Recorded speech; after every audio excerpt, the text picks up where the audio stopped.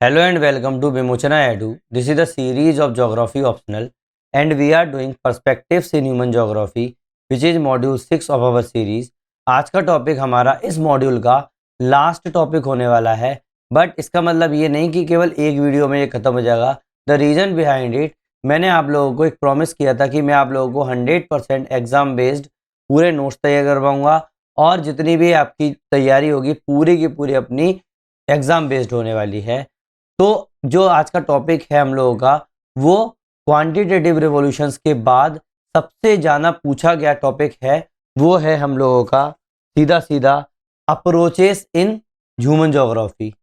अब ये पूरा का पूरा पर्सपेक्टिव्स इन ह्यूमन ज्योग्राफी के अंदर चल रहा है अपना. तो पर्सपेक्टिव्स में कौन से अप्रोचेस अपन फॉलो कर रहे हैं उससे रिलेटेड चीज़ें चल रही हैं. समझ में आने वाली बात नॉर्मली. अब क्या है कि इस अप्रोचेस को समझाने के लिए मुझे एक इंट्रोडक्टरी वीडियो बनाना पड़ेगा. दैट मीन्स आप लोगों को ये समझाना पड़ेगा, उसका बेसिक्स समझाना पड़ेगा कि भाई ये अप्रोचेस क्या हैं, किस तरीके से आए हैं. दैट मीन्स इस पूरे के पूरे कंसेप्ट को हम लोग क्या बोलते हैं. तो जो आज का टॉपिक है इसके अंदर ही वो है क्रिटिकल रिवॉल्यूशंस इन ज्योग्राफी. आप लोगों को पता है जब मैंने क्वांटिटेटिव रिवॉल्यूशंस बताया था तो उसमें क्रिटिसाइज किया गया था कई चीज़ों पर, जिससे आप लोगों का कुछ अप्रोचेस निकल के आए, कुछ बिहेवियरल आए, कुछ अलग अलग चीज़ों के आए. तो इसका मतलब वो मैं डिफरेंट टाइप के अप्रोचेस में बताने वाला हूँ. इसका मतलब ये क्रिटिकल रिवॉल्यूशंस हैं. अब इसको आप एक फ्रेम में तो बता नहीं सकते, इसीलिए मुझे आज क्रिटिकल रिवॉल्यूशंस बताना पड़ेगा. अब मेरा ये करने का कारण ये है कि भाई दो कारण है मेरे करने के. पहला, आप लोगों का बेस बनाना है. मुझे कहीं ना कहीं से तो मुझे स्टार्ट करना पड़ेगा ना कि भाई मैं डायरेक्ट अप्रोच पर तो जाऊंगा नहीं कि किस तरीके से अप्रोच हो गए, कौन कौन से अप्रोच हो गए. सबसे पहले मुझे आपका बेस बनाना है. उसके बाद 2018 में आप लोगों के 2 क्वेश्चन डायरेक्टली इससे आ गए थे, है ना. तो इसका मतलब 25 मार्क्स का क्वेश्चन डायरेक्ट आया था. मतलब एक 10 मार्क्स का था, एक 15 मार्क्स का था. तो इसका मतलब अपन उसको भी थोड़ा सा हैंडल कर लेंगे. और अभी कंटेम्प्रेरी इशूज जिस तरीके से चलते आ रहे हैं, तो मुझे लगता है कि ये वाला जो पूरा क्राइटेरिया है अपना अप्रोचेस वाला, और जिसमें क्रिटिकल रिवॉल्यूशंस की हम लोग जो बात कर रहे हैं, वो हम लोगों का फ्यूचर में पूछा जा सकता है. तो मैंने कुछ अपने इसके लेक्चर के लास्ट पे कुछ अपने तरफ से भी कुछ क्वेश्चंस तैयार किए हैं, तो उनकी भी आप तैयारी कर लेना अगर वो चीज़ें भी आ सकती हैं. अब इसका मतलब ये नहीं है कि मैं आप लोगों को कोई भी ओवरलोड ऑफ इन्फॉर्मेशन दे रहा हूँ. भाई पहली बात, मैं ओवरलोड नहीं कर रहा हूँ किसी भी इन्फॉर्मेशन का. क्यों? क्योंकि ये बहुत ज़रूरी है आगे के लेक्चर्स को समझने के लिए.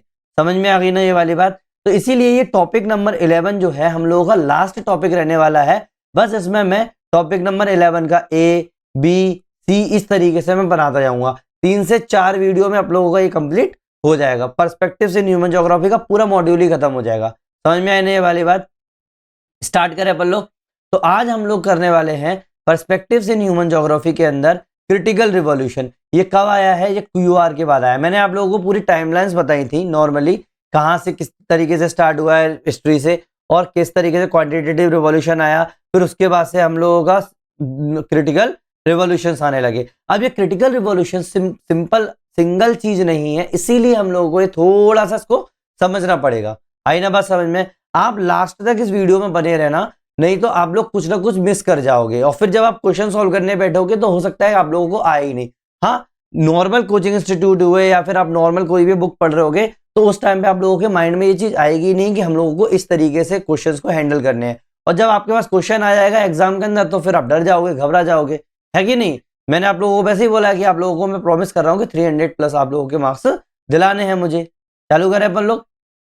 देखो, सिलेबस के अंदर जो ब्लू वाला पोर्शन है वो मैं कंप्लीट कर चुका हूँ. जो येलो वाला, जो रेड वाला जो दिखाई दे रहा है वो अपन लोग कंप्लीट करेंगे. तो यूनिट नंबर 6 के अंदर अभी मैंने काटा हुआ है ना, वो मैं अलग मॉड्यूल के अंदर करवाऊंगा, है ना. तो अपन सिलेबस के हिसाब से तो मॉड्यूल नहीं चल रहा आप लोगों का, अपन लोगों का मॉड्यूल चल रहा है एज एन सब्जेक्ट टाइप का, जिस तरीके से आप लोगों को हेल्प मिल जाए करने के लिए. समझ में आई नहीं वाली बात.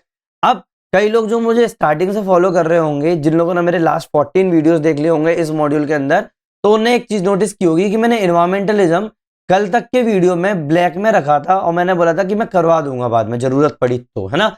लेकिन मुझे जहां तक मैंने और जाना सोचा कि मैं इस तरीके से करवाना है कि नहीं करवाना, लेकिन मुझे फालतू में ऐसा लग रहा था कि आप लोगों को ओवरलोड हो जाएगा. हाँ, इन्वायरमेंटलिज्म मैंने सारा करा दिया था, न्यू डिटर्मिनिज्म मैंने करवा दिया था. बस उसी से रिलेटेड चीजें ही हैं, कुछ भी आप लोगों को एक्स्ट्रा करने की जरूरत नहीं है। इसीलिए इन्वायरमेंटलिज्म को भी मैं कंसीडर कर रहा हूँ कि ये मैं कंप्लीट करवा चुका हूँ, इसके अलावा कुछ पढ़ने की जरूरत नहीं है। हाँ, अगर लगता है मुझे, जैसे मेरा ये लास्ट चलेगा, मैं देखता हूँ कि हाँ कहीं कंटेम्प्रेरी इशूज से रिलेटेड हम इसमें डाल सकते हैं, या फिर एक नई एक यूनिट है पेपर नंबर 1 के अंदर ही, जिसके अंदर पॉपुलेशन ज्योग्राफी, उसके अंदर भी मैन एंड एनवायरमेंट के रिलेशन से रिलेटेड आता है चीजें, तो अगर उसमें करवाना है तो मैं वहां पर इस चीज को कंप्लीट करवा दूं, वो अलग चीज हो गई। ठीक है, तो मतलब मेरा इन्वायरमेंटलिज्म पूरी तरीके से फिनिश हो चुका है। समझ में आने वाली बात। हम लोग क्या कर रहे हैं, अप्रोचेस करेंगे। अप्रोचेस में देखेंगे रेडिकल, बिहेवियरल, ह्यूमन, वेलफेयर, है कि नहीं, इस तरीके का अप्रोच देखते जाएंगे। मार्क्सिस्ट भी बोलते हैं रेडिकल को, है ना। तो ये अपना स्ट्रक्चर होगा इस तरीके का करने का। सिलेबस अपना देखो लगभग अपना यूनिट नंबर 6 कंप्लीट हो गई है। ऐसे ही यूनिट नंबर 10 के अंदर भी पर्सपेक्टिव्स में सिस्टम एनालिसिस वाली चीज है, तो वो भी अपन लोग कंप्लीट कर चुके हैं। आई बात समझ में। अब देखो मैंने किस बेस पे इस चीज को पूरी उठाई है। पहली बात, पीवाईक्यू देख लो, 2018 में ही 2 क्वेश्चन आ गए थे, दोनों एक ही चीज से आए थे, 10 और 15 में। अब देखो ये जो क्रिटिकल रिवॉल्यूशन जिसके बारे में बात कर रहा हूं, तो देखो इस तरीके से पूछ लिया, आप समझ भी नहीं पाओगे कि ये इससे रिलेटेड क्वेश्चन है। Geography is the contested as multi-paradigmic discipline with strong Eurocentricity that has only recently been challenged, है कि नहीं है। तो ऑब्वियस सी बात है, वो हो गई elaborate upon the influence of the Marxist philosophy, मतलब वो रेडिकल अप्रोच के बारे में पूछ रहा है। ठीक है, अब बताओ नॉर्मल अगर मैं आपको पढ़ा देता कि रेडिकल अप्रोच है, मार्क्सिस्ट वाली बात हो गई, तो एग्जाम में आपको लगता कि भाई मैं तो कराया, लेकिन 15 मार्क्स का क्वेश्चन है भाई, 3 पेजेस आपको भरने हैं, तो कहीं ना कहीं से तो मटेरियल लाना पड़ेगा ना। तो इसका मतलब ये भी चीज हो गई, और पूरा का पूरा बिल्कुल outlining the theme dressed Marxist geographer since 1970s। तो सीधी सीधी बात है, क्वांटिटेटिव रिवॉल्यूशन के बाद की सब चीजें पूछी जा रही है। आ गई ना बात समझ में, है ना। तो अपन स्टार्ट करते हैं क्रिटिकल रिवॉल्यूशन इन ज्योग्राफी। भाई क्रिटिकल रिवॉल्यूशन क्या है ज्योग्राफी में, सीधी सीधी बात अपन लोग स्टार्टिंग से देखते जा रहे हैं। क्या हो गया भाई, ये इमर्ज हुआ है लेट 1960s में से लेकर 1970s तक, क्योंकि आप लोगों का 50 से लेकर 70s तक क्या चल रहा था, क्वांटिटेटिव रिवॉल्यूशन चल रहा था। फिर लोग क्वांटिटेटिव रिवॉल्यूशन को क्रिटिसाइज करने लगे। इसका मतलब है ये जो क्रिटिकल रिवॉल्यूशन है ना, वो क्वांटिटेटिव रिवॉल्यूशन का ही एक क्या है, रिएक्शन देखने को मिली हम लोगों को। तो वही है, as a reaction to dominance of quantitative positivist approach. Quantitative, और मैंने बताया था कि पूरा का पूरा बेस क्वांटिटेटिव का क्या है, पॉजिटिविज्म है ना। तो that had transform geography into the special science. Quantitative revolution नहीं तो स्पेशल साइंस में अपन लोगों को ये ट्रांसफॉर्म किया था, मैंने लास्ट वीडियो में आप लोगों को बताया। अब देखो कंटेक्चुअल ट्रिगर्स की अगर मैं बात करूंगा, कंटेक्चुअल ट्रिगर्स की मैं बात करूंगा, तो देखो क्वांटिटेटिव रिवॉल्यूशंस 1950 60s में आई थी, मतलब 70s भी लिख सकते हो उसको। Had made geography highly mathematical and value free. भाई पूरा का पूरा इसने क्या किया, बहुत ज्यादा मैथमेटिक्स का यूज कर लिया और वैल्यूज को तो इन्हें इग्नोर ही मार दिया, है ना। तो सोसाइटी वाज विटनेसिंग, सोसाइटी क्या कर रही थी, social political and cultural unrest को क्या कर रही थी, विटनेस कर रही थी। आप लोगों को पता है वर्ल्ड वॉर की बात है, वर्ल्ड वॉर के बाद क्या था, वर्ल्ड पूरा बदल गया। तो 50-60s तक आते आते अच्छा खासा डेवलपमेंट देखने को मिला, टेक्नोलॉजीज होने लगी, लोगों का बिहेवियर चेंज हुआ, ग्लोबलाइजेशन इंक्रीज हुआ। नॉट, मैं इंडिया की बात तो बाद में करूंगा, 91 में आया था, लेकिन नॉर्मली वर्ल्ड में तो अच्छा खासा होने लगा था ना। तो सिविल राइट्स मूवमेंट होने लगे थे, एंटी वॉर प्रोटेस्ट होने लगे थे, फेमिनिज्म आ गया था उसी टाइम पे, इन्वायरमेंटलिज्म भी की भी बातें होने लगी थी, आप लोगों को पता होगा अर्थ समिट वगैरह। तो इस टाइम पे बहुत सारे चेंजेस देखने को मिलने लगे थे। तो ज्योग्राफर्स जो थे ना, अपने आप में ही क्वेश्चन करने लगे। क्या क्वेश्चन करने लगे कि can geography remain detached when society itself is in crisis. मतलब क्या हम लोग इसको अलग रख सकते हैं ज्योग्राफी को, कि पूरी की पूरी जो सोसाइटी ही पूरी क्राइसिस में जा रही है, तो क्या हम इसको अलग रख सकते हैं। क्यों, क्योंकि हमने तो पूरा सोसाइटी से अलग कर दिया था, इसको पूरा मैथमेटिकल अप्रोच ले लिया था। तो इसका मतलब दस the critical revolution represented a shift from description and measurement to reflection and critic। मतलब पहले क्या था, जब आपको बात करोगे डिस्क्रिप्टिव थी अपनी पहले पूरी, फिर उसके बाद धीरे धीरे मेजरमेंट आने लगा। लेकिन अब क्या हुआ, सोसाइटी जिस तरीके से चेंज हो रही थी उसका रिफ्लेक्शन जो था ना, वो इस क्रिटिकल रिवॉल्यूशन में हम लोगों को देखने को मिलने लगा। लोग क्रिटिसाइज करने लगे, रिफ्लेक्शन करने लगे। तो अभी तक एक और चीज है, तो अभी तक जो क्वांटिटेटिव रिवॉल्यूशन हुआ, चाहे पॉजिटिविस्ट अप्रोच हुआ, कुछ भी हुआ, ये क्या थे, डोमिनेट कर रहे थे, पूरे डोमिनेट कर रहे थे उस वाले एरा को। लेकिन क्रिटिकल रिवॉल्यूशन में डिफरेंट अप्रोचेस आ गए, 4 अप्रोचेस ही है मेनली, तो मतलब बड़े बड़े 4 अप्रोचेस हो गए। दैट मीन्स वो डिफरेंट अप्रोचेस जो हैं वो एक दूसरे को क्रिटिक होने लगे, मतलब कोई भी जो स्कूल ऑफ थॉट था ना वो उसमें डोमिनेंस नहीं दिखा पाया। इसीलिए इसको अपन क्रिटिकल रिवॉल्यूशन बोलते हैं। क्यों? क्योंकि रिफ्लेक्शन देखने को मिल रहा है और क्रिटिक देखने को मिल रहा है, किसका? सोसाइटी का। आई ना बात समझ में? तो अब इसके अंदर जैसे पॉजिटिव अप्रोच था, क्वांटिटेटिव रिवॉल्यूशन के मैं वाली बात अगर करूं तो उसमें पूरा डोमिनेंस देखने को मिला था, इसमें डोमिनेंस ही नहीं होता है। समझ में आई ना ये वाली बात, है ना? चलो आगे बढ़ते हैं। अगर ये चीज समझ में आ गई तो एक बार कमेंट सेक्शन में ओके लिख देना टाइम स्टैम्प के साथ। Now meaning and nature of the critical revolution. भाई क्या मतलब है इसका? जो मैं इतनी देर से बोल रहा हूँ कि ये आया था, ये मैंने बता दिया, इसके कारण ये हुआ, ये बता दिया, लेकिन क्या मतलब है इसका? भाई ये कोई सिंगल रिवॉल्यूशन नहीं है, जो मैंने अभी चीज बोली ना, ये कोई सिंगल रिवॉल्यूशन नहीं है, बट ब्रॉड इंटेलेक्चुअल मूवमेंट था जिसने एम किया किस चीज का? री इंट्रोड्यूस किया भाई इनने ह्यूमन वैल्यूज को, उसकी एथिक्स को और पर्पस को, किसमें? ज्योग्राफी के अंदर। इससे पहले क्या था? पूरा का पूरा क्वांटिटेटिव रेवोल्यूशन था, डेटा बेस्ड था, हम लोग इमोशंस पे दिमाग नहीं लगाते थे, लेकिन इसने री इंट्रोड्यूस कर दिया पूरी की पूरी ह्यूमन वैल्यूज को, एथिक्स को और पर्पस को पूरी ज्योग्राफी के अंदर। इसका मतलब जो मेरे जितने भी ज्योग्राफर्स थे उनका जो क्वेश्चन था कि भाई क्या ज्योग्राफी अब डिटेल्ड रह सकती है जो सोसाइटी पूरी तरीके से क्राइसिस में है? तो आंसर इज नो, कोई डिटैचमेंट नहीं होता है। हमने क्या किया, पूरा का पूरा ह्यूमन वैल्यूज और एथिक्स और पर्पस को क्या किया, ज्योग्राफी के अंदर क्या किया, रीइंट्रोड्यूस कर दिया। चैलेंज द आइडिया दैट, दूसरा है नंबर 1 जो था एम, पहला एम था, दूसरा था इनने क्या किया, एक आइडिया को चैलेंज किया जो कि बताया था कि ज्योग्राफी कैन बी ऑब्जेक्टिव और वैल्यू न्यूट्रल। मतलब पहले जो क्वांटिटेटिव रिवॉल्यूशन थे, इससे पहले जितने भी अप्रोचेस थे, उसमें ये बोला जाता था ना कि ज्योग्राफी जो है ऑब्जेक्टिव है या फिर वैल्यू न्यूट्रल है, उसमें वैल्यू का तो कोई दिमाग नहीं लगाता। तो इस बात को क्या किया, चैलेंज किया, किसने? क्रिटिकल रिवॉल्यूशन ने। आई बात समझ में? नेक्स्ट इज थर्ड जो एम था वो था broaden geography focus from the space to society. अब क्या किया, धीरे धीरे ज्योग्राफी का जो फोकस है ना, ज्योग्राफी का फोकस है, पहले किसमें था, स्पेस पे था, अब उसने क्या किया, थोड़ा सा और ब्रॉड किया, किसकी तरफ, स्पेस से शिफ्ट करके किधर, सोसाइटी, कल्चर और पावर की तरफ चला गया। किधर चला गया, सोसाइटी, कल्चर और पावर की तरफ चला गया, नॉट ओनली स्पेस, है ना? तो ऑब्वियस ये बात है। इन शॉर्ट अगर मैं बात करूं तो ज्योग्राफी है ना, व्हाट इज वेयर, एक क्वेश्चन था जब आप पूछते थे क्या कहां है से शिफ्ट होके वाई इट इज देयर पे शिफ्ट हुआ पहले कि भाई ये यहीं क्यों है, ये यहां क्यों है, से शिफ्ट होके इस चीज से हु बेनिफिट्स और सफर बिकॉज ऑफ इट, कि ये जो चीज है ना इससे किसको फायदा मिल रहा है और किसका नुकसान हो रहा है, यहां तक बातें पहुंचने लगी ज्योग्राफी के अंदर। आई ना बात समझ में? हम लोगों ने अपने क्वेश्चंस किस तरीके से बदल लिए, कैसे डेवलपमेंट हो रहा है देखने को मिल रहा है। व्हाट इज वेयर से शिफ्ट हुआ वाई इज देयर से शिफ्ट हुआ हु बेनिफिट्स और सफर बिकॉज ऑफ इट। कोई भी चीज है यहां पर, अगर कोई भी एरिया के अंदर अगर मैं बात करूं, इस एरिया के अंदर यहां पर कोई चीज है, तो पहले क्या था, हम लोग पहले ये बोलते थे कि ये क्या है और कहां है ना?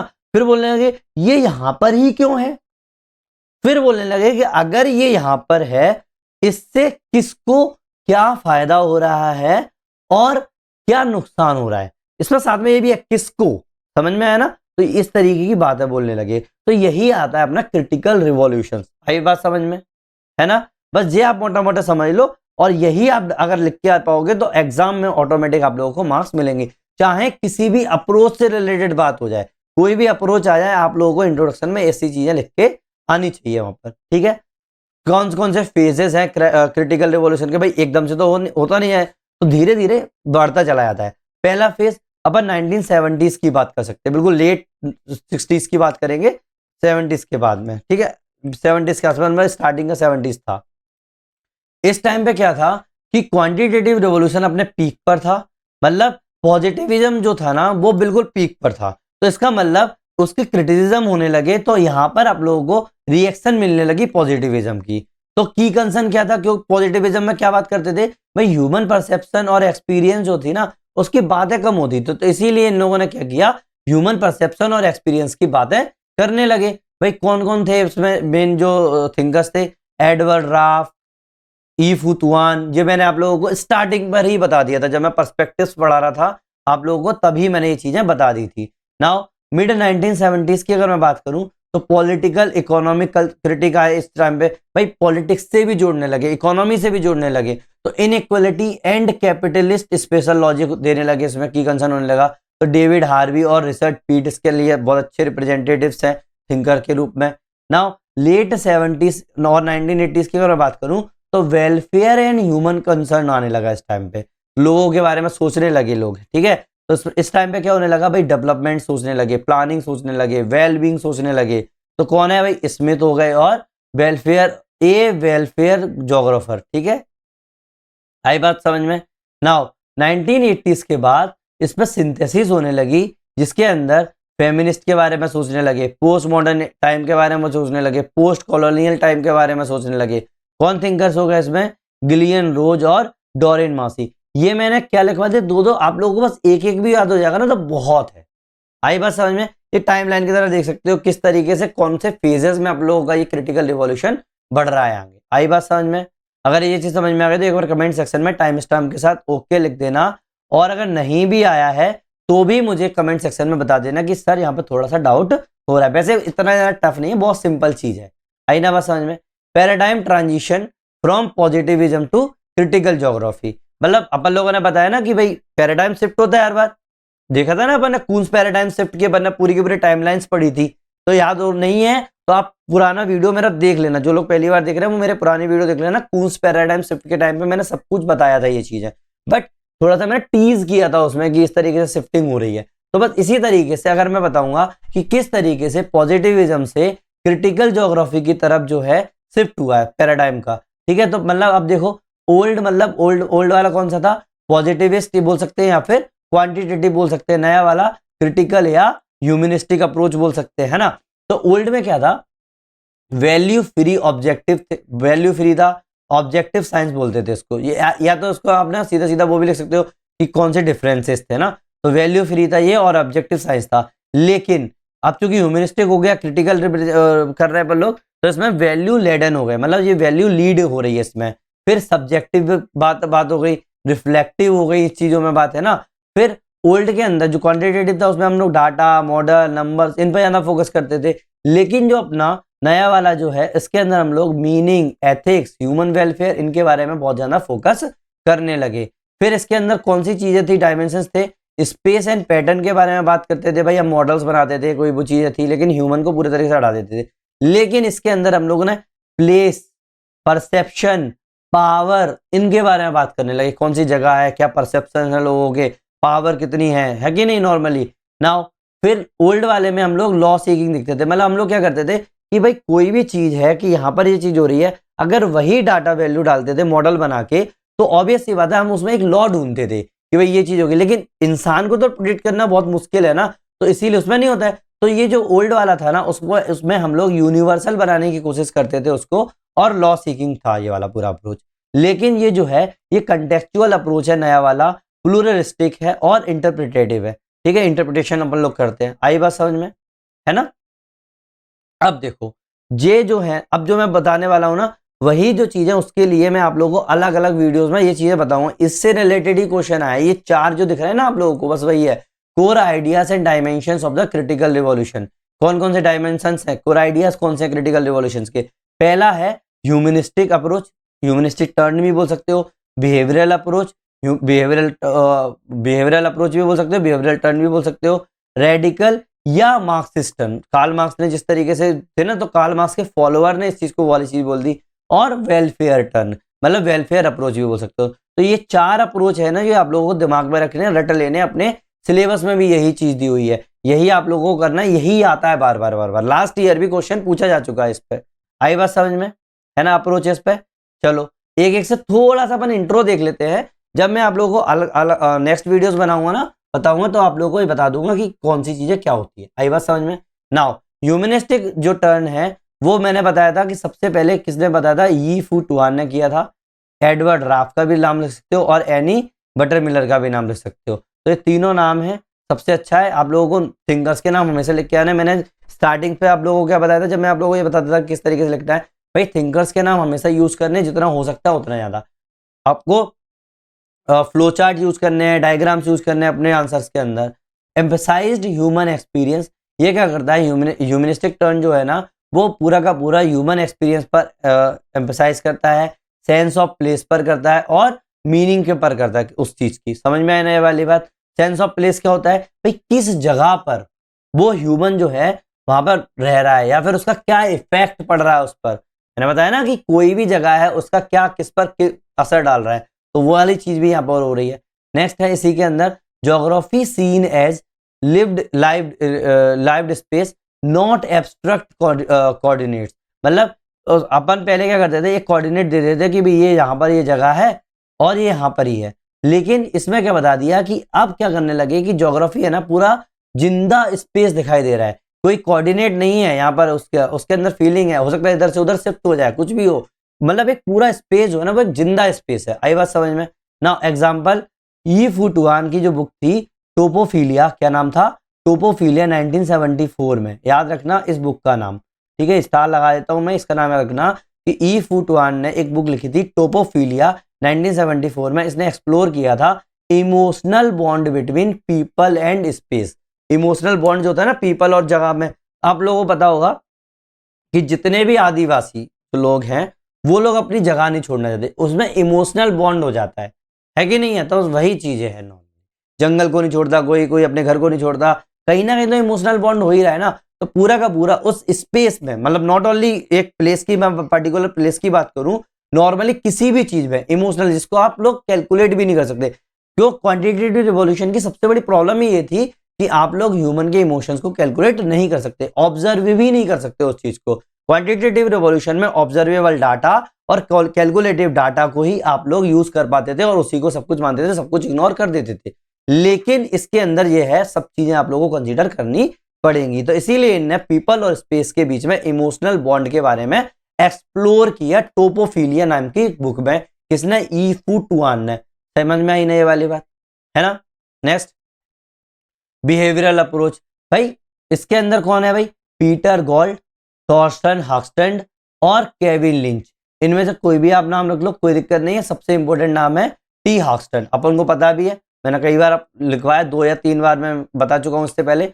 Reacted to the mechanistic assumption of the man as rational optimiser. पहले क्या था, ये बोलते थे कि भाई इंसान जो है ना उसका ना मैकेनिस्टिक अजम्पशन है, बिल्कुल मतलब लो मशीन की तरह वर्क कर रहा है, कोई इमोशन नहीं है, कुछ भी करना है तो इसकी रिएक्शन है ये बिहेवियरल टर्न की, भाई वो रैशनल ऑप्टिमाइजर है, मैन जो है रैशनल ऑप्टिमाइजर है। समझ में आई ना ये वाली बात।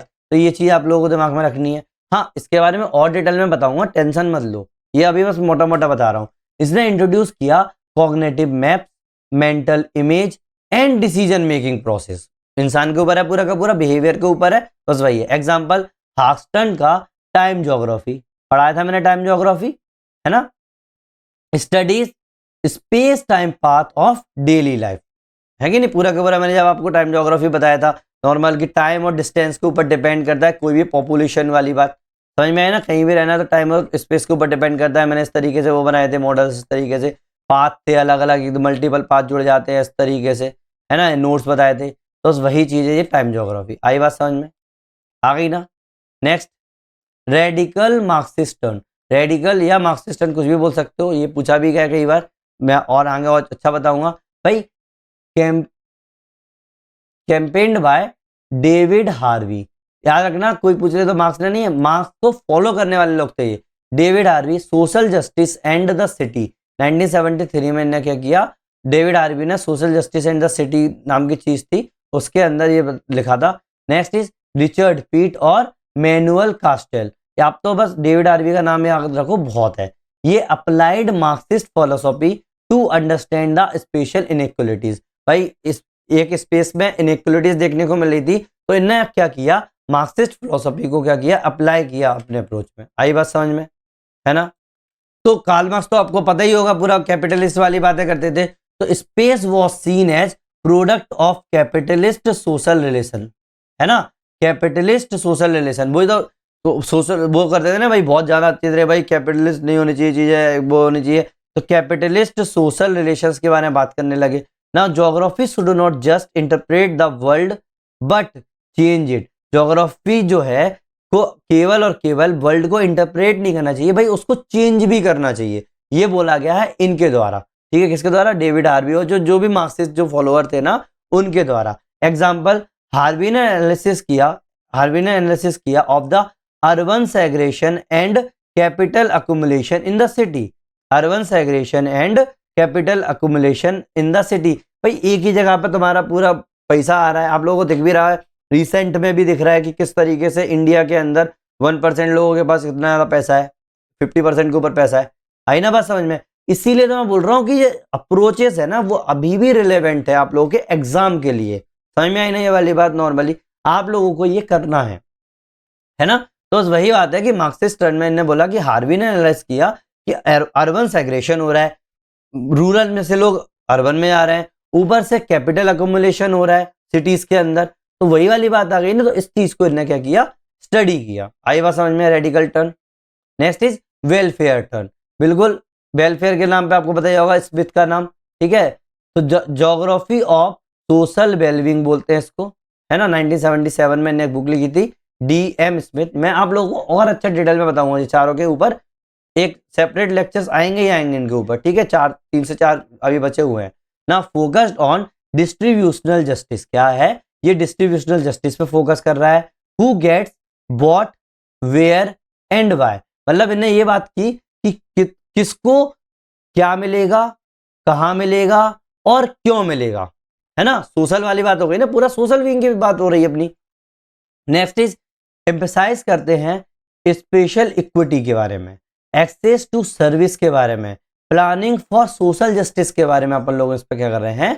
एम्फसाइज कर। पूरा सोशल वेलफेयर वाली बात चल रही है, गवर्नमेंट जो करती है सब वेलफेयर। आपने इकोनॉमी पढ़ा होगा, अब नहीं पढ़ा होगा तो आप पढ़ भी रहे होंगे। ब्रुनाल सर से सबसे अच्छा एक्सप्लेन करते हैं, मैं तो बोल रहा हूँ उनका पढ़ो, अच्छी चीज है। कोई वो नहीं है कि भाई नहीं यार मैं भाई है तो है, मैंने भी उन्हीं से पढ़ा था आज से कम बहुत साल पहले, तो उनका भी बहुत अच्छा और कंसेप्ट भी अच्छा क्लियर होता है। Now influence regional planning and human development index studies. Influence regional planning and human development index studies, इसको भी ये इन्फ्लुएंस करता है भाई ह्यूमन डेवलपमेंट। तभी तो हम लोग आज के टाइम पे पूरा का पूरा सस्टेनेबल डेवलपमेंट से रिलेटेड बात कर रहे हैं। आई ना बात समझ में? तो ये 4 अप्रोचेस जो हैं जो इसके अंदर आ गए। अब देखो कैरेक्टरिस्टिक्स क्या है क्रिटिकल रिवॉल्यूशन की। अभी कैसी भी कहीं भी कैरेक्टरिस्टिक्स हो, ये ज्यादातर अपन लोग किसी भी अप्रोच में लिख के आ सकते हैं। पहली कैरेक्टरिस्टिक है भाई reaction of value neutral science. इनने पूरी तरीके से रिजेक्ट कर दिया वैल्यू न्यूट्रल साइंस को। इनने बोला कि नहीं भाई वैल्यूज तो होती हैं, है ना। साइंस में अगर मैं बात करूं इसमें मुझे वैल्यूज मिलानी ही पड़ेगी अगर मेरे को ज्योग्राफी अच्छी तरीके से स्टडी करनी है तो। दूसरा है acceptance of pluralism and subjectivity. मतलब अलग अलग डायमेंशंस हम लोग को एक्सेप्ट करेंगे और सब्जेक्टिविटी को डिस्कस करेंगे कि भाई ये इससे रिलेटेड है, ये इससे रिलेटेड है, अगर ये होगा तो ये होगा, अगर और चीज हुई तो उससे ये डिसीजन आएगा, कुछ हुआ तो उससे और डिसीजन आएगा। तो सब्जेक्टिव मैटर्स है ना, तो अपन पहले ज्योग्राफी में इग्नोर कर देते थे कि भाई यार सब्जेक्टिव मैटर से तो बहुत ज्यादा बढ़ जाएगा, बहुत ब्रॉड हो जाएगा, बहुत पेचीदा हो जाएगा। तो अपन ने इसमें इसको सिंपल करने की जगह थोड़ा सा इसको हल्का सा अपन लोगों ने इसको थोड़ा सा टफ बना लिया इस मॉडल को। आई बात समझ में? अब हम लोगों ने इसमें इंटीग्रेट किया एथिक्स, इक्विटी एंड आइडियोलॉजी को। समझ में आने वाली बात? इसीलिए तो मैंने बोला था कि जब आप पर्सपेक्टिव से ह्यूमन ज्योग्राफी समझोगे, अलग अलग पर्सपेक्टिव समझोगे, तो आप लोगों को एथिक्स में भी फायदा मिलेगा, एसेज लिखने में भी फायदा मिलेगा। क्यों? आप लोगों को डेवलप हो गया कि भाई हाँ मैं इस अप्रोच से भी काम कर सकता हूं, मैं इस अप्रोच से भी। क्योंकि एग्जाम के अंदर लोग मल्टी डायमेंशन जाना चाहते हैं, लेकिन मल्टी डायमेंशन का मतलब ही नहीं पता होता, है ना। तो इससे आप लोगों को मल्टी डायमेंशन के बारे में समझ में आया कि अरे अच्छा ऐसे अप्रोचेस भी होते हैं, इस तरीके से भी इंसान सोच सकता है, अरे वाह इस तरीके से भी सोचता है। तो इस तरीके की चीजें अपन लोगों ने इसके अंदर क्या करने लगे? इंटीग्रेट करने लगे। आप साथ में use of both quantitative and qualitative method. मतलब पहले क्या था, या तो क्वांटिटेटिव यूज करते थे या क्वालिटेटिव यूज करते थे, लेकिन इसके अंदर हम लोग दोनों ही मेथड यूज करने लगे। मतलब हम डिस्क्रिप्शन भी देने लगे, उसमें अपन डाटा भी यूज करने लगे, कैलकुलेशन मतलब, तो उसका मतलब पूरा का पूरा क्वालिटेटिव एंड क्वांटिटेटिव मेथड इसके अंदर यूज होने लगी। नेक्स्ट है increased dialogue with sociology, philosophy and political economy. क्या है? Increased dialogue with sociology, philosophy and political economy. आप लोगों को याद होगा मैंने लास्ट वीडियो में जब आप लोगों को क्वांटिटेटिव रिवॉल्यूशन बता रहा था तो उसने किसके साथ अपना इंटीग्रेशन किया था? Mathematics, statics, science, bio, science के अंदर ही बायो है, मतलब पूरा का पूरा, मतलब साइंटिफिक चीजों में। लेकिन इसने क्या किया अपने साथ में, ये तो चीज है ही है, उसके साथ में सोशोलॉजी, फिलोसॉफी, पॉलिटिकल इकोनॉमी, इससे रिलेटेड क्या किया और ज्यादा इंक्रीज कर दिया अपने डायलॉग। आई बात समझ में? है ना? नाउ इसने एम्फेसाइज किया on human agency and power structure के ऊपर। क्या? ह्यूमन एजेंसी और पावर स्ट्रक्चर के ऊपर क्या किया? एम्फेसाइज किया। Next is relation with the earlier revolutions. क्या? जो आज के टाइम पे जो रिवॉल्यूशंस हो रहे हैं ना, उसके साथ अगर मैं वो देखूं, मतलब पुराने जो रिवॉल्यूशंस थे ना, उससे क्या रिलेशन है इसका? भाई मैंने क्या किया, पूरा टेबल बना दिया, उस हिसाब से आप समझ जाओगे। रिवॉल्यूशन, फोकस, लिमिटेशंस, रिएक्शन क्या होगा, वही टाइमलाइन टाइप की चीज। पहले था क्वांटिटेटिव रिवॉल्यूशन, है ना? क्वांटिटेटिव रिवॉल्यूशन में किस पे फोकस होता था? प्रिसीजन पर, स्पेशल एनालिसिस के ऊपर, है ना? इसने क्या कर दिया? इग्नोर कर दिया वैल्यू और इनइक्वलिटी को। क्या कर दिया? इग्नोर कर दिया वैल्यू और इनइक्वलिटी को। तो क्या हुआ भाई? रिएक्शन क्या होगी इसकी? भाई क्रिटिकल रिवॉल्यूशन आ गया, देखने को मिल गया अपन लोगों को, है। अब जो क्रिटिकल रिवॉल्यूशन के अंदर ही अपन लोगों को क्या है, बिहेवियरल, ह्यूमनिस्टिक, ये चीजें थी ना। तो उसके बाद जो क्वांटिटेटिव के बाद सीधा आया बिहेवियरल अप्रोच आया। तो इसके बिहेवियरल रिवॉल्यूशन भी बोल सकते हो, अप्रोच भी बोल सकते हो, कुछ भी बोल सकते हो। तो डिसीजन मेकिंग पे फोकस करने लगे इसमें। मतलब लिमिटेशंस क्या थी भाई? इंडिविजुअल पे बात नहीं हो पाती थी, स्ट्रक्चरल नहीं था बिल्कुल भी। तो ये रेडिकल ज्योग्राफी इससे बना आप लोगों को। रिएक्शन क्या मिला? रेडिकल ज्योग्राफी का आया। फिर आया ह्यूमनिस्टिक अप्रोच। ह्यूमनिस्टिक में हम लोग फोकस करने लगे मीनिंग और एक्सपीरियंस के ऊपर। तो अपन लोगों ने सोशल स्ट्रक्चर को इग्नोर मार दिया। फिर जब सोशल स्ट्रक्चर को इग्नोर मार दिया तो हम लोगों को वेलफेयर या मार्क्सिस्ट रिएक्शन देखने को मिली हम लोगों को, है ना? आई ना बात समझ में नॉर्मली? इसके बाद जो रिवॉल्यूशन था वो था क्रिटिकल रिवॉल्यूशन, जिसके अंदर हम लोग प्लूरलिस्टिक बातें करने लगे, प्लूरल या रिफ्लेक्टिव, और रिफ्लेक्टिव के भी बारे में बात करने लगे। तो कभी कभी जो है ना ये फ्रेगमेंटेड हो जाता था, ये लिमिटेशन है इसकी, है ना? अलग अलग जगह पे अलग अलग बात। पोस्ट मॉडर्न ज्योग्राफी, इसका क्या है? रिएक्शन देखने को मिला। जैसे ही फेमिनिस्ट वाली बात होने लगी, अलग अलग मल्टी डायमेंशन वाली बात होने लगी, तो वो चीज़ हो गई। आ गई बात समझ में? कोई टफ नहीं है, सिंपल है ना? सबके मतलब आप लोगों को पता ही होंगे। चलो आगे बढ़ते हैं। इन्फ्लुएंस ऑफ मार्क्सिस्ट फिलोसफी, ये डायरेक्ट क्वेश्चन आ गया था कि भाई किस तरीके से मार्क्सिस्ट फिलोसफी का इन्फ्लुएंस है। हाँ, मैं आप लोगों को बताऊंगा, आगे बताऊंगा, कोई प्रॉब्लम नहीं है, लेकिन ये थोड़ा सा समझ जाओ ये, ठीक है? Themes address by the Marxist geographer. कौन सी? जो जो जो मार्क्सिस्ट की फिलोसफी को जो फॉलो करते थे ना, उनने कुछ थीम को क्या किया? एड्रेस किया। पहला, अनइवन डेवलपमेंट। अनइवन डेवलपमेंट जैसे कोर और पेरिफेरल मॉडल। आपको याद है मैंने आप लोगों को बताया था कोर पेरिफेरल मॉडल के बारे में, जिसमें मैंने बता दिया था कि भाई ये कोर है, इसके आसपास जो पेरिफेरल्स है फिर क्या आगे एक दूसरे को अट्रैक्ट करेंगे। तो बस देखो ये लिखा हुआ कोर पेरिफेरल मॉडल, जो कि जॉन फ्रीडमैन ने दिया था 1963 में। एक्सप्लेन किया uneven development by dividing region into the core and periphery. Core में क्या होता है? इकोनॉमिकल डोमिनेंट होता है, इंडस्ट्रियलाइज होता है, पॉलिटिकल पावरफुल होता है। लेकिन जो पेरीफेरीज जो होते हैं ना, वो लेस डेवलप्ड होते हैं, डिपेंडेंट होते हैं, रिसोर्स एक्सपोर्टिंग होते हैं। तो इसका मतलब यहाँ पर रिसोर्स भी देखने को मिल जाते हैं। अब ये जो होगा ना, लोग क्या करेंगे? पॉपुलेशन किधर जाएगी? अपने कोर की तरफ जाएगी, है ना? डेवलपमेंट होगा। तो ये चीज मैंने आप लोगों को बताई थी, बस थोड़ा सा आप लोगों को क्या कर रहा हूँ, याद दिला रहा हूँ। अगर नहीं आ रहा है तो मेरे पुराने वीडियोस देख लो इसी के अंदर, ठीक है? आप लोगों को स्टार्टिंग से ही देखना चाहिए वैसे सीरीज, तो ऐसा थोड़ी है कि भाई वो है कि बीच में से कैसे भी देख लो, है ना? Next is environmental degradation under capitalism. environmental degradation under capitalism. Next है class struggle in spatial organization. Next है अर्बन पॉवर्टी एंड सेग्रीगेशन की बात हो रही है। Power and ideology in spatial structure, ये क्या है? आप लोगों के थीम्स है ना? पहली क्या थी? अनइवन डेवलपमेंट की थीम थी, भाई डेवलपमेंट अनइवन हो रहा है। फिर इन्वायरमेंटल डिग्रेडेशन कैपिटलिज्म के अंदर हो रहा है, भाई कैपिटलिज्म इंक्रीज होगा तो इन्वायरमेंट तो डिक्रीज हो ही रहा है, देख ही रहे हो आप लोग। Class struggle in spatial organisation हो रहा है ना, किसी भी जगह पर क्लास स्ट्रगल कर रही है। Now urban poverty and segregation के बारे में बात हो रही है।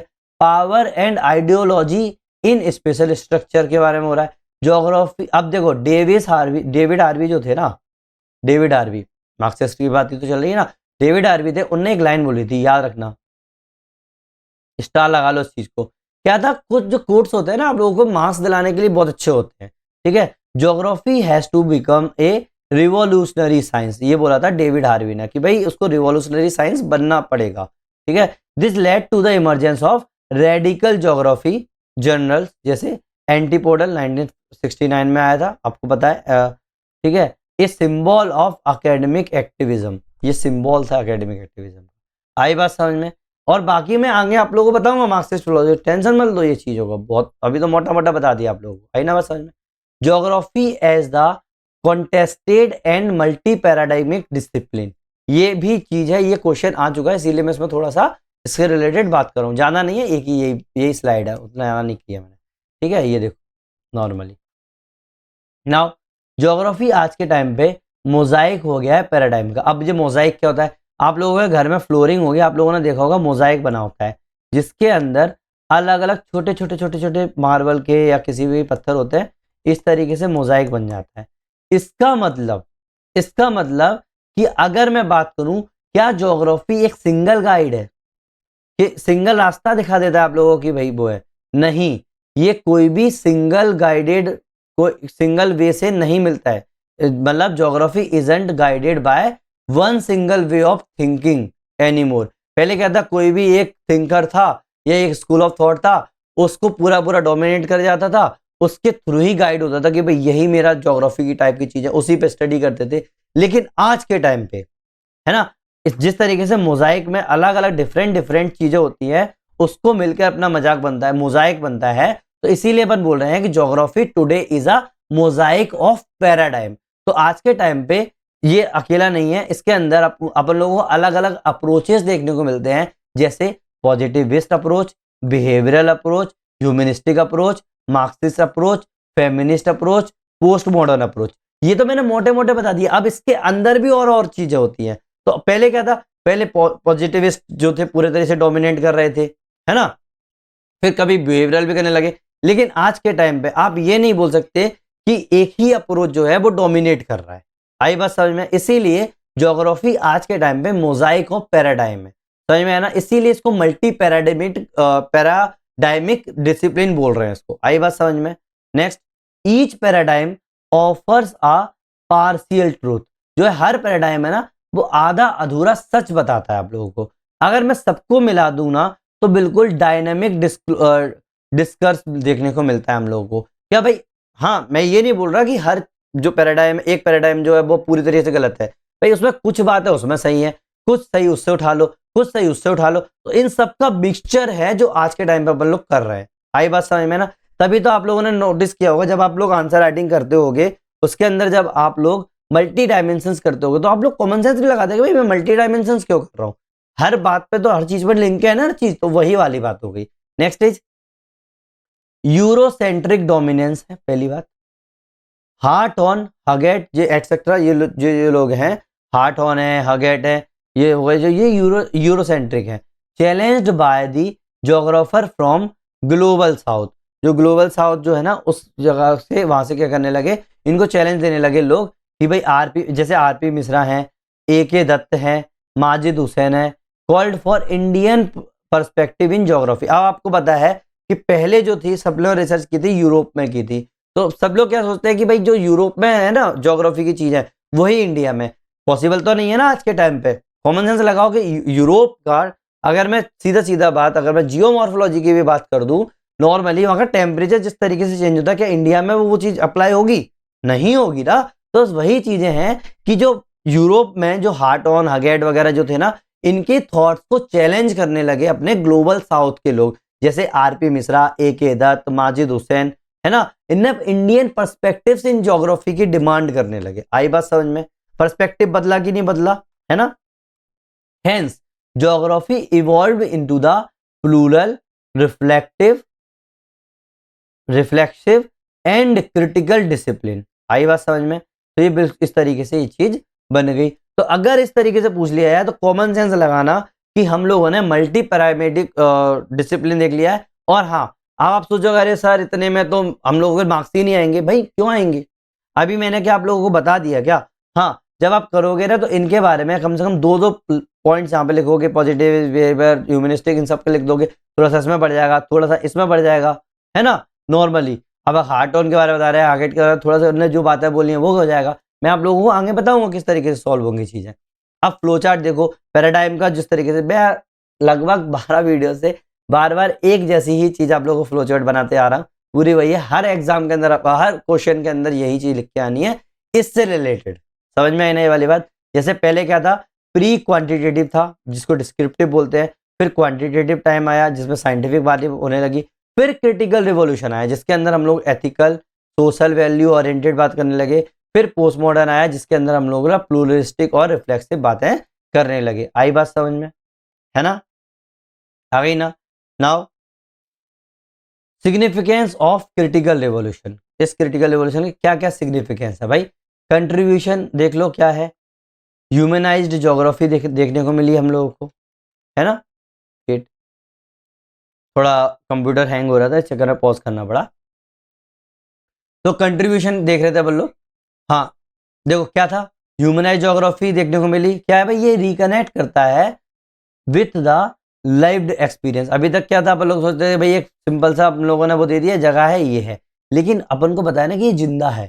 तो ह्यूमनाइज्ड ज्योग्राफी हो गई इसका।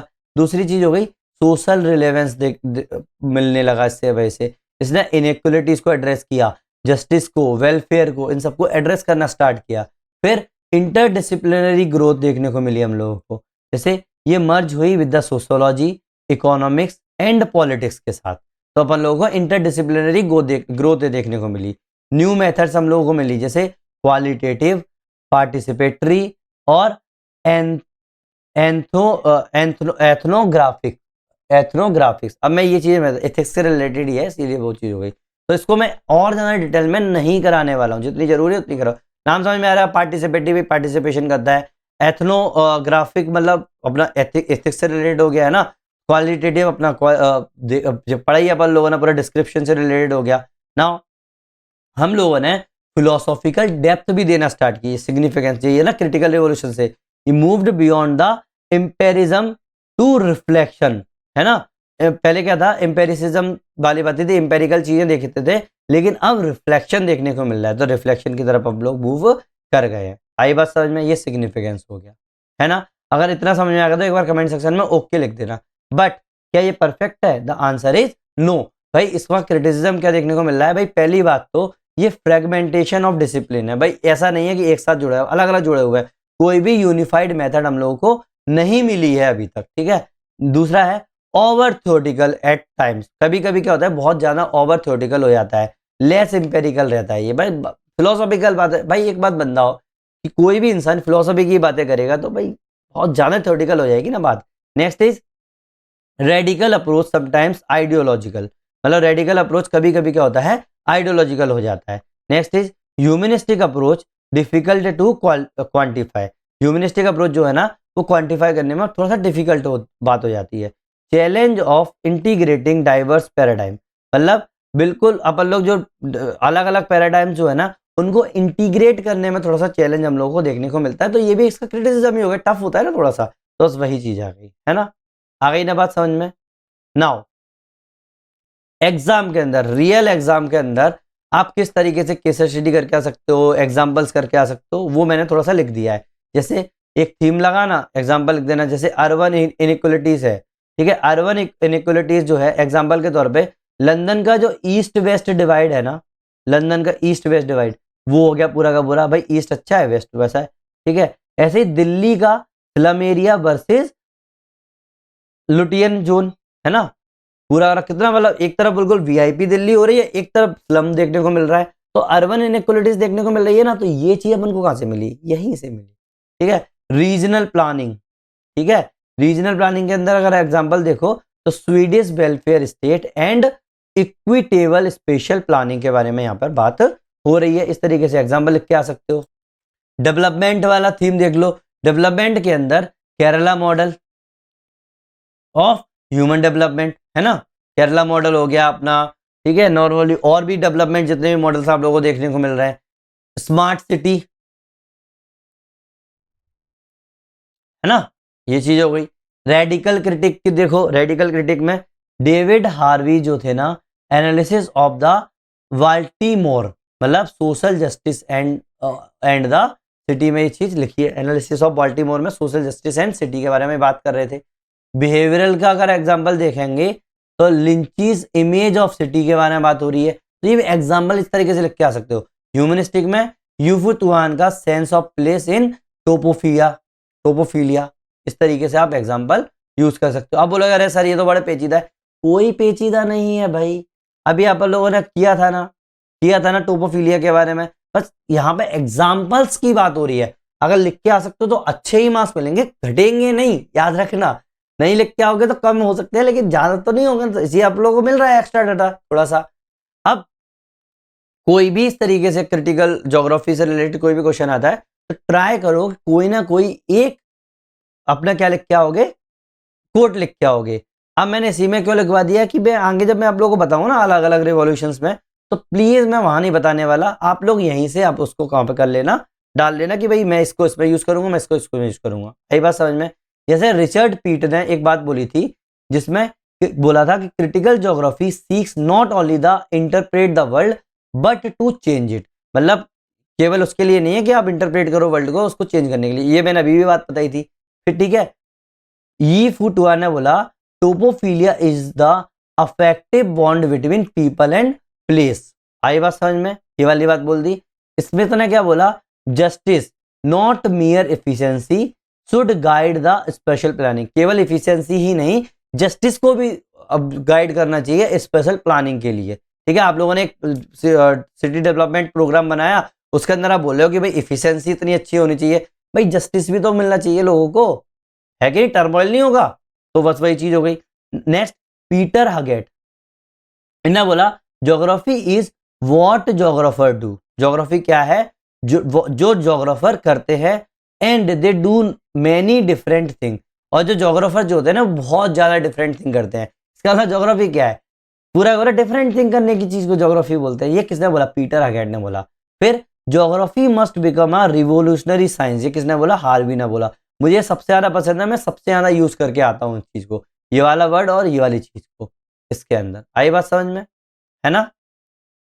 नाउ देखो, मुझे कुछ क्वेश्चन ऐसे लगते हैं कि भाई ये आप लोगों के फ्यूचर में पूछे जा सकते हैं। मैंने आप लोगों को प्रीवियस क्वेश्चंस बताई दिए मुझे, लेकिन अंदर से पता नहीं ऐसा लग रहा है कि ये क्वेश्चन पूछे जा सकते हैं, इसीलिए मैंने 4 क्वेश्चन जो है ना आप लोगों के लिख लिए। प्लीज ट्राई करना इन क्वेश्चन को सॉल्व करने का। क्या क्वेश्चन है, geography is the contested and multi paradigmic discipline comment. अब बताओ इसमें क्या डायरेक्ट लिखा हुआ, आप पहचान ही नहीं पाओगे क्या क्वेश्चन है, कहां से आया है नॉर्मली, है ना। तो ये हम लोगों का क्रिटिकल ज्योग्राफी का क्वेश्चन है। आई बात समझ में। दूसरा है, discuss the impact of Marxist philosophy on the geographical research. देखो मोटा मोटा आप लोग सोचोगे कि भाई रेडिकल के बारे में है, लेकिन रेडिकल में आप लोगों को कंप्लीट नहीं हो पाएगा ना, आप लोगों को लगेगा अपने लिख के आ गए, फिर आप लोगों को मार्क्स नहीं मिलेंगे, तो इसीलिए इस तरीके का भी क्वेश्चन देखते जाओ। Next is explain the significance of critical revolution. देखो क्रिटिकल रिवॉल्यूशन इसमें डायरेक्ट पूछ लिया तो आप लोगों को समझ में आ जाएगा कि क्रिटिकल रिवॉल्यूशन का क्वेश्चन है। मेकिंग ज्योग्राफी सोशली रिलेवेंट, सबसे बड़ी बात है ना, तो ये भी क्वेश्चन आप करके आ सकते हो। Next is evaluate how critical revolution led to pluralism and synthesis in geography. समझ में है ना, ये आप लोगों का होमवर्क भी है ना। तो ये मैंने होमवर्क दिया है, साथ में आप लोग बस छोटा सा क्या काम करना, तो उसे फ्लो चार्ट कर लेना इसमें हल्का सा, और बाकी सब मस्त चल रहा है, सब कुछ अपन जिस तरीके से कर रहे हैं फ्लो चार्ट बनाओ। चाहे तो आप लोगों को स्पाइडर डायग्राम भी बना सकते हो उसके ऊपर, नॉर्मली कोई वो नहीं है जिस तरीके से लिखना है आप लोगों को, लेकिन इसमें से क्वेश्चन जरूर सॉल्व करो। मेरे को इस बार लग रहा है कि इससे क्वेश्चन आना ही आना है इस बार। अब आप बोलोगे अरे सर ये तो ना PYQ में पूछा गया ना कहीं पूछा गया, हम लोग कैसे करेंगे, ये नोट से कैसे करेंगे, फ्लो कैसे बनेगा। कई लोगों के मेरे पास फ्लो से रिलेटेड सबसे प्रॉब्लम आती है, तो मैंने क्या किया है यहाँ पर आप लोगों को मॉडल आंसर प्रोवाइड करे हैं 2 से 3 क्वेश्चन के, ठीक है, लेकिन मैं ये एक्सप्लेन नहीं करूंगा। ठीक है, सबसे पहले आप लोग होमवर्क करो, सबसे पहले होमवर्क करो, क्वेश्चन का आंसर लिखने की कोशिश करो, फिर ट्राई करो मेरे वीडियो पे दोबारा से वापस आना, पॉज करना और फिर वो पढ़ लेना पूरा का पूरा क्वेश्चन किस तरीके से। समझ में आने वाली बात। तो अब मैं क्या करूंगा, हर 3 सेकंड के लिए इसको रखूंगा, आप उसको पॉज कर लेना। अगर आपको लिखना है, अपने नोट्स में लिखना है, आप पॉज कर लेना और देख लेना। मैं कुछ भी एक्सप्लेन नहीं करूंगा। अगर आपको कोई भी डाउट आ रहा है क्वेश्चन से रिलेटेड, और जो भी मैं आगे जो मैंने स्लाइड लगाई हुई है, मैं वैसे तो करता नहीं क्योंकि, लेकिन मेरे पास अभी कोई ऐसा सोर्स नहीं है जिससे मैं आप लोगों को प्रोवाइड करा पाऊँ पीडीएफ, तो इसीलिए मैंने क्या किया, इसी के अंदर डाल दिया। बस आप पॉज करके चाहे स्क्रीनशॉट से कर लो, चाहे कैसे भी कर लो, आप अपने हाथों से लिख सकते हो या अपना चेक कर सकते हो। बस एक छोटी सी चीज है जो मैं आपको एक्सप्लेन करूंगा उसमें, और कुछ भी एक्सप्लेन नहीं करूंगा। तो होमवर्क में ये हो गया। बस ये मैं आप लोगों को 3-3 सेकंड के लिए पॉज कर रहा हूं। 1 2 3, 1 2 3। सेकेंड क्वेश्चन है ये, 1 2 3। ये भी इसी का आगे है, 1 2 3। अब देखो इसमें छोटी सी चीज है, डायग्राम आपको इस तरीके का ही बनाना है, ठीक है। लेकिन एग्जाम्पल के तौर पर आप लोग सस्टेनेबल डेवलपमेंट के बारे में भी यहाँ पे एग्जाम्पल दे सकते हो और ये वाला डायग्राम बनाकर आ सकते हो। तो 1 2 3। फिर ये थर्ड क्वेश्चन है, 1 2 3, ठीक है। बस अब मैं ये एक्सप्लेन नहीं करूंगा, आप लोग मुझे कमेंट सेक्शन में बताना कि सर हमें यहाँ प्रॉब्लम आ रही है, या फिर हमें एक्सप्लेन कर दो। जो भी होगा अपन लोग पीवाईक्यू से रिलेटेड या जो भी मैं क्वेश्चन आंसर राइटिंग वगैरह जब आप पूछोगे तो ही करूंगा। आप लोगों का रिस्पॉन्स मुझे चाहिए, चाहे कमेंट सेक्शन में करो, चाहे मुझे मेल करो, कैसे भी करके मुझसे कॉन्टैक्ट करके ये चीजें कर लो। आपको फ्री में ये चीजें मिल रही है, कहीं नहीं मिलती हैं ये चीजें, ठीक है। नेक्स्ट वीडियो जो होगा हम लोगों का यही टॉपिक चलेगा। टॉपिक नंबर 11 ही तो चल रहा है ना आप लोगों को, सॉरी मैं 11 चल रहा है, 12 चल रहा है, मैं तो यही भूल गया। हाँ, कौन सा टॉपिक है ये आप लोगों का, 11 टॉपिक है आई थिंक। जो भी टॉपिक है, ठीक है, ये टॉपिक नंबर 11 या 12 जो भी होगा, उसके अंदर ही हम लोगों का क्या करेगा, ए पार्ट बनाएंगे। अब मैंने बोला ना कि पूरा का पूरा चालू कर दिया, इसके अंदर अपन लोग अप्रोचेस स्टार्ट करेंगे। चाहे कोई सा भी अप्रोच हो, 4 बचे हुए हैं, ज़्यादा से ज़्यादा 4 या 5 लेक्चर आएंगे इसके अंदर, और हम लोगों का ये मॉड्यूल खत्म हो जाएगा, ठीक है। कोई भी ओवरलोड ऑफ इन्फॉर्मेशन नहीं देने वाला हूँ। और जो लोग सोच रहे हैं कि भाई मैं बुक से पढ़ रहा था, मेरे को तो ये चीज़ मिली नहीं, भाई बुक से पढ़ना और आप लोगों को एग्जाम में क्लियर करना मैक्सिमम मसला ना, बहुत अंतर होता है ना। तो बस बहुत अंतर है इसमें, ये पूरा का पूरा आप लोगों को कहीं देखने को नहीं मिलेगा ऐसा। नाउ 1% अगर आप लोगों को भी आप लोगों को लगता है कि 1% भी मैंने आप लोगों की हेल्प की है आप लोगों के एजुकेशन में, ठीक है, तो प्लीज़ लाइक करो, शेयर करो और सब्सक्राइब करो। आप लोगों का सपोर्ट चाहिए कि मुझे ये ग्रोथ दो। आप लोग और मैं लोग दोनों ही आगे बढ़ेंगे एक साथ में। थैंक यू वेरी मच, मिलते हैं नेक्स्ट वीडियो में।